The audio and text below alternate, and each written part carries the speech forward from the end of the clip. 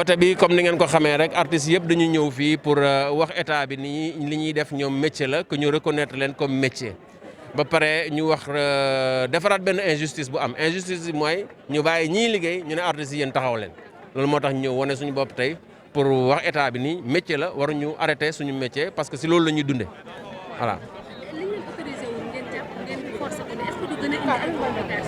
Non la preuve je pense que tey force bi sax am na lu mu ñu won am na lu ñu won ci état bi tey au moins reculer bi mu reculer waxuma reculer tapette mais reculer mooy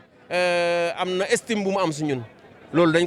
dama koy rafetlu parce que depuis ci suba policiers yaa ngi fi waaye suñu heure bu mu jotee dañu dellu dem taxaw ji ba RTS loolu mooy ñëw leen ngeen def donc ba léegi état mi ngi jàpp ni artistes yi vraiment li ñuy wax ñu ngi seen droit li ñuy wax dëgg la et j'en suis sûr que bientôt dina am loo xamante ni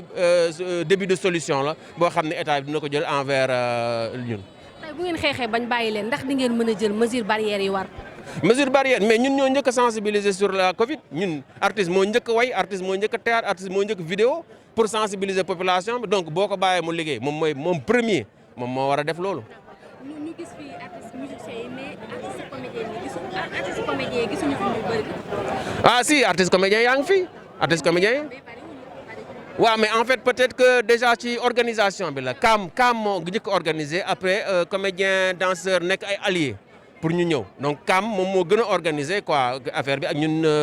ñu nekk ay alliés parce que man maa ngi ci biir kaam alliés yi ñeneen danseurs yi ñu ngi ci biir donc loolu la demee quoi. est-ce que gis nga ni tey Sénégal jox nañu respect jeunesse bi parce que gis nañu li ñuy génn di ñaxtu dafa bëri jox nañ respect ça dépend de ban jeunesse la parce que des fois tamit man d'accord ma ñëpp di jóg naan non état bi dama war a defaral état bi dama war a defaral je pense que jeunesse bi tamit dafa war a organiser wu. waaw organiser wu moom ci boppam gis nga nag boo organiser wu si ngay gën a neex a jàppale waaw dafa yomb trop ñu ñaxtu mais tamit boo organiser sa bopp tey wax dëgg yàlla danañ la jàppale dañ lay neex a jàppale waaw. message bi mooy li ñu indi fii nañ ñu permettre ñu liggéey. ñu xool ban solution lañ mën a def ak état bi boo xamante ni du coow du jëpp artiste musul am problème au Sénégal musuñu am problème te gëwuma ni sax dinañ am problème waaw donc état bi jàpp ci ba ñu ñëpp retourner seen liggéey mu normal je vous en prie.